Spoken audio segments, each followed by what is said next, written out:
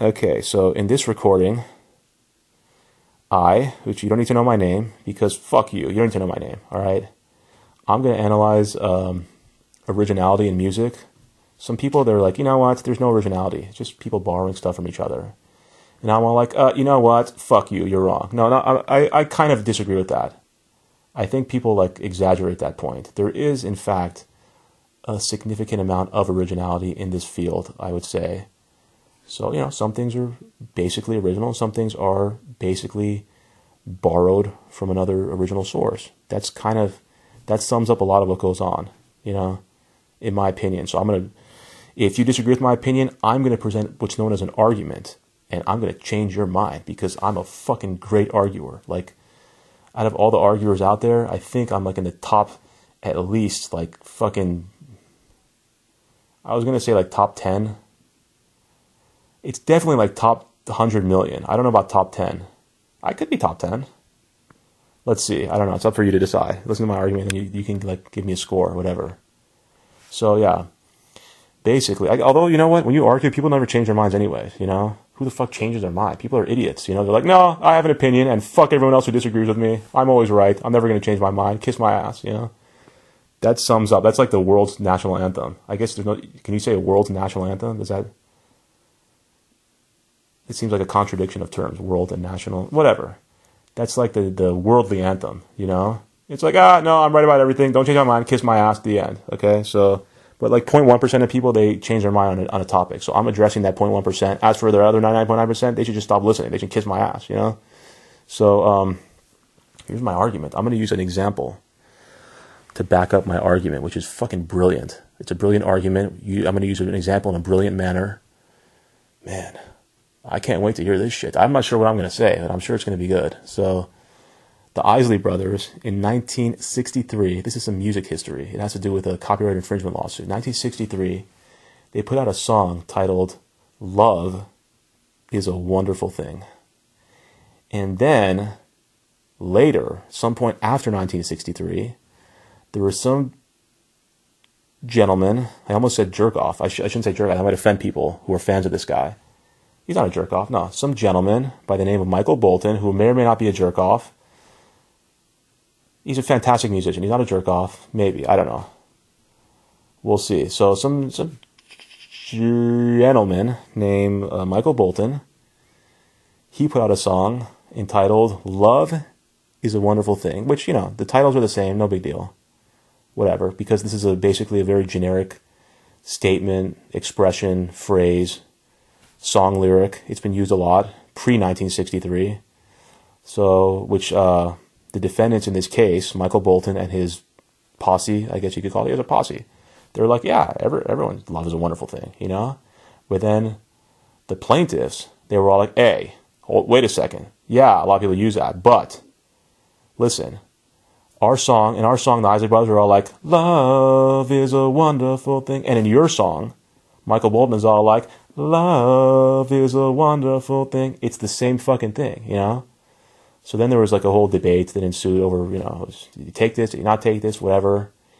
And the jury, they said, $5.4 million to the Isley brothers. So yeah, it was a pretty notable case because of that figure, $5.4 million, which apparently is a lot of money. You can buy like a lot of tacos or anything with that, You can't buy like a lot of yachts though, but you can buy a lot of certain things. Go to the 99-cent store with $5.4 million, you can buy with that? Like, 5.4 million items.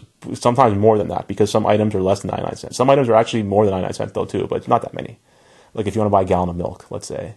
So they're not going to sell a gallon of milk for 99 cents. They're not that fucked up in the head that they're going to sell milk at a loss, So, anyways, that debate ensued. And then some people who, like, they support, what's the jerk-off's name again?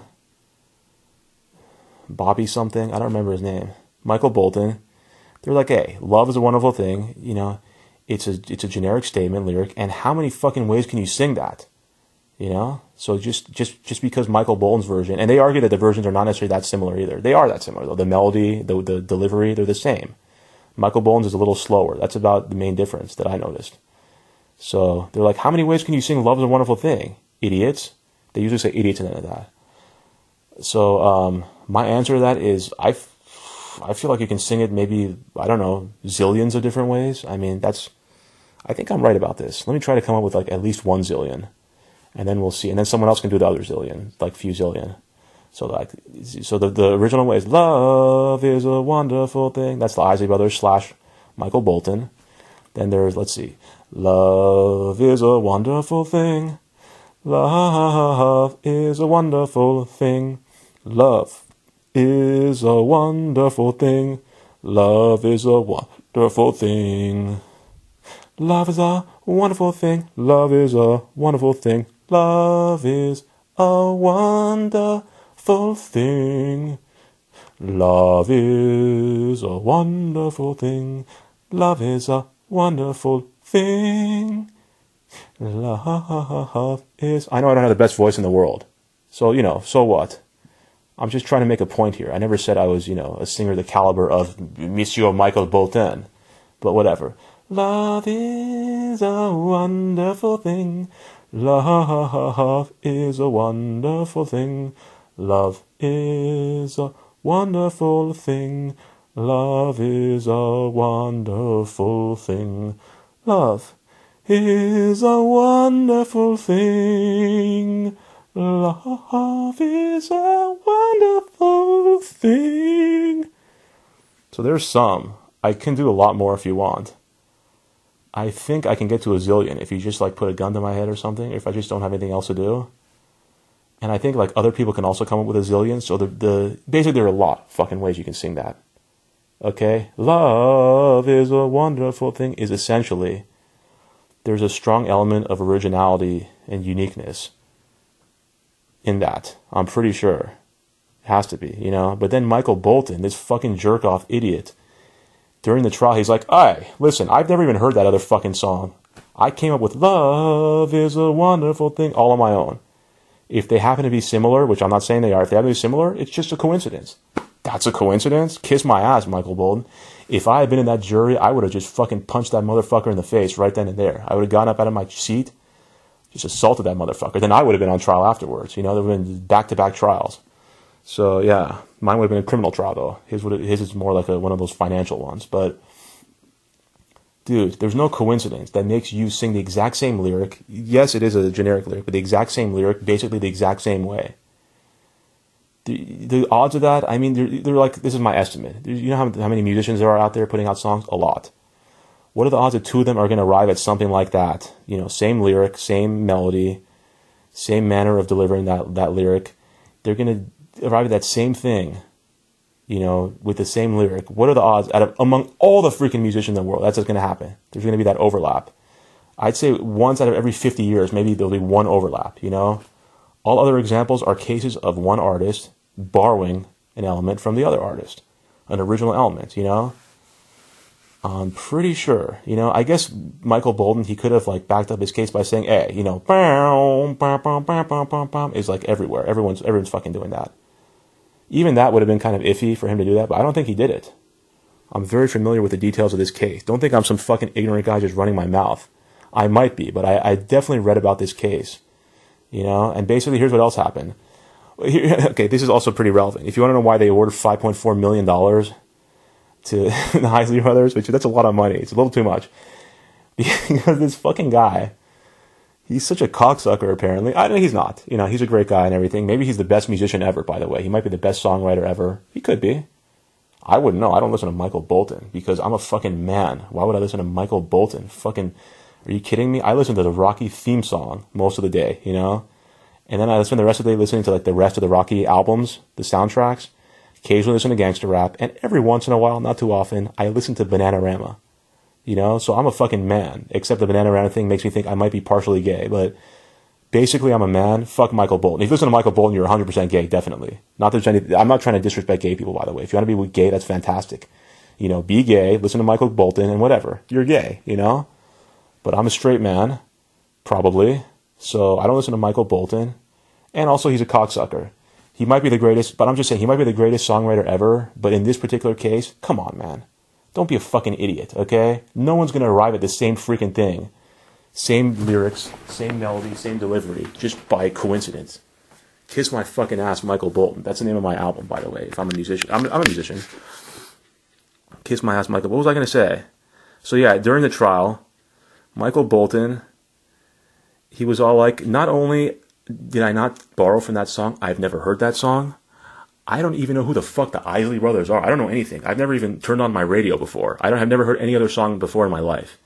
I'm exaggerating a little bit. He didn't say that, but he said like something like, I'm not fans of the Isley brothers. I'm not familiar with their music. I don't own their albums, so fuck off. And then his defense, they were like, that song is obscure. It wasn't even released, in a certain sense. It was just buried. No one's ever heard it before, so fuck off. They basically said that. And they were both, Michael Bolton and his team, his posse, they're both proven wrong. Michael Bolton is obviously a huge Isley Brothers fan. Everyone knows that shit, okay? They proved that in court. And as for that song not being released, it was fucking released. It wasn't put on an album, but it was played on the radio a lot. So Michael Bolton is full of shit, as is his team.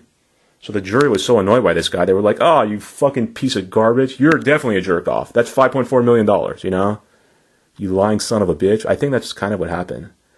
This is how they calculated it. The jury, they were like, okay, let's see.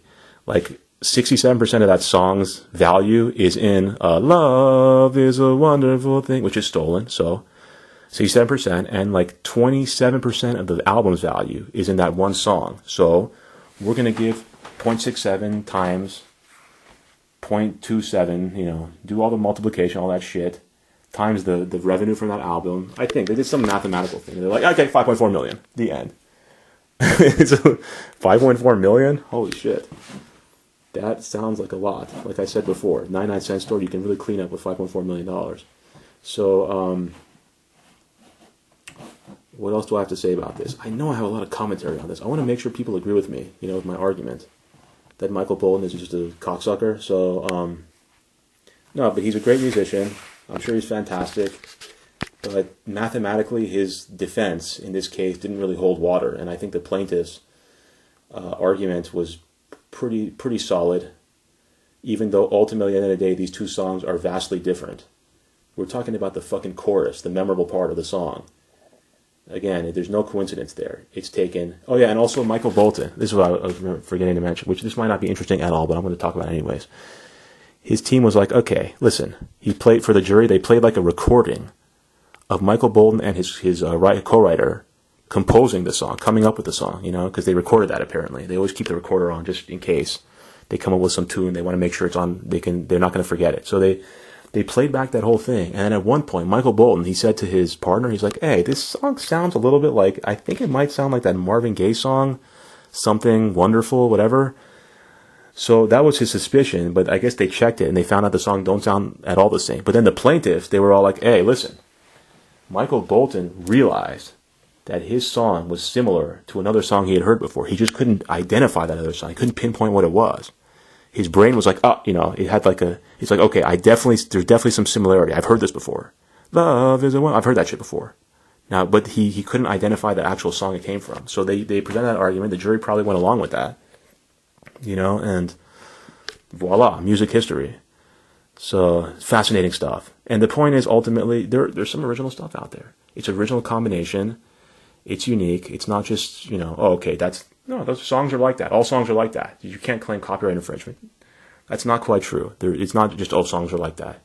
That's just music, so fuck off. This is an original song. It's a type of song. It's not just music, the end, generic, And that's how that's how our copyright laws see things, generally speaking, although there's a lot of gray area. So, and also, I want to bring up another example. This one is really going to offend people. Because I'm going to talk about George Harrison, who apparently was a member of some group that's like highly regarded. Fucking Beatles or some shit like that. No, the Beatles. Okay, the Beatles. George Harrison is, first of all, let me just say, he's a fantastic musician. He might be the best ever. He's definitely way better than fucking Michael Bolton. You kidding me? George Harrison is the best. Michael Bolton is a cocksucker, okay? He might be the best, but he did kind of borrow from another song too. So George Harrison put out a popular song, which is all like, bow, bow, now, bow, wow, wow, bow, wow, now, bow, wow, wow, bow, bow, bow, na, na, na, na. And then there's this other song released 7 years before that, and that song was all like, bow, bow, now, bow, wow, bow, bow, bow, bow, bow, now, bow, wow, bow, bow, bow, bow. which is a doo-wop song. You know, he's so fine, do-lang, do, I to make him mine, do-lang, and I really want to know him, something like that. I didn't like, was I humming right now? No, I was just singing, but whatever. I didn't necessarily get those songs right 100%, but you get the general, it's the same melody, basically. There's like 3 major elements, back to back to back, and they're all basically the same, so what are the fucking odds? 2 different artists are going to arrive at the exact same thing. Again, do the math. Stop for a second. Think of how many combinations are possible. And you have one, followed by the other, followed by the other. You know, this is not coincidental. George Harrison, who's possibly the best songwriter ever, and definitely leaps and bounds better than that motherfucker Michael Bolton. Fuck that guy. I was really starting to hate him. The longer this recording goes on, the more I hate Michael Bolton. I don't know anything about him, by the way. You know, I don't really know anything about music, to be honest. I'm just I don't know. I'm just running my fucking mouth. But no, I know a lot of stuff about music. You know, he accidentally borrowed some element. He took some element from another song. It happened. You know, whatever. It's not a big deal. And you know, obviously the songs are different in a lot of ways. And George Harrison had made an original contribution to music with that song, but that ain't his melody. It's an original composition. It's unique. That's it, buddy. If you can't see that, then it's because you're biased. You're so you're attached to the Beatles and that song and whatever that you're unwilling to see. It's the same fucking melody. I was going to say you're unwilling to see. I guess it's more like here. It's not staring you right in the face. It's staring you right in the fucking ear. Bow, bow, now. Bow, bow, bow, bow, bow, bow, bow, bow, bow, down, bow, bow, bow, bow, now. Down, down, bow, bow, now. Bow, bow, bow, bow, bow. It's the same fucking thing, basically. If that's not stealing, I don't know what is. It's stealing. I said borrowing? No, fuck that. He stole. He's a great musician, though. He fucking stole inadvertently, you know? Every great musician, he's probably going to end up doing that at one point or another. You can't avoid that, okay? That's just, it's the cost of doing business. So George Harrison is fantastic. So that's pretty much the end of this recording. I don't know why did I even fucking do this? What's the point? I probably offended so many people. I don't know who's really listening to begin with. And if anyone's listening, they're like, oh, fuck you. You talking shit about, you know, so-and-so, Michael Bolton, the jerk-off, or George Harrison, you know, the musician who's fantastic, whatever. Fuck you. So I've offended people. Listen, you know what? If you've listened to this thing and I've offended you anyway, I just want to say that you can kiss my ass, you know? That's basically the main message. That's going to be my album. It's not really so much Michael Bolton, Kiss My Ass. You know, it's more like just if I've offended you. I'm going to write a song about that, by the way. Something like, let's see. Let me think here. I'm a musician right now. Let's see. Kiss my motherfucking ass. That sounds kind of familiar, though. Kiss my motherfucking ass. Kiss. It's not, I wouldn't call that copyright infringement, though, because it's not like I said, you know, I didn't say like, kissing my ass is a wonderful thing. That sounds a little suspect. That can't be a coincidence, but, you know, kiss my motherfucking ass. That sounds good. So yeah, if I've offended you, kiss my motherfucking ass. This is YouTube, buddy. I can say whatever the fuck I want. Kiss my ass.